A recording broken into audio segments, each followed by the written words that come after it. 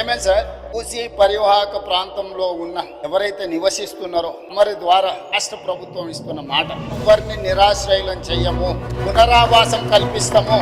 నిరాశ్రయులం చేసి వీధిలో పడేయడం వేరు, అభివృద్ధిలో భాగంగా నష్టపోతున్న వాళ్ళకి పునరావాసం కల్పించడం వేరు. రాష్ట్ర ప్రభుత్వం ప్రతి ఒక్కరికి పునరావాసం కల్పిస్తుంది, మెరుగైన జీవన విధానానికి అవసరమైన ప్రమాణాలను పెంచుతుంది, విద్య వైద్యాన్ని అందిస్తుంది, మహిళా సంఘాలకు వ్యాపారం చేసుకోవడానికి అవసరమైన ఆర్థిక సహాయాన్ని అందిస్తుంది. ఎవరిని కూడా నిరాశ్రయులను చెయ్యము. తమరి ద్వారా ఆ నిర్వాసితులని వీళ్ళు ఏదైతే వాళ్ళని ఉసిగొల్పుతున్నారో వాళ్ళకి నేను మాటిస్తున్న అధ్యక్ష, ఏ ఒక్కరి కూడా నష్టం చెయ్యము.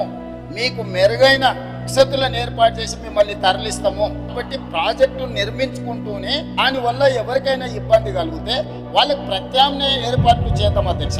ఎవరు రాజకీయ ప్రయోజనాల కోసం మిమ్మల్ని ఉసిగొల్పాలన్నా, మీ భావోద్వేగాలను స్వార్థ ప్రయోజనాలకు వాడుకోవాలనుకుంటే వాళ్ళ ఉచ్చులో పడకండి.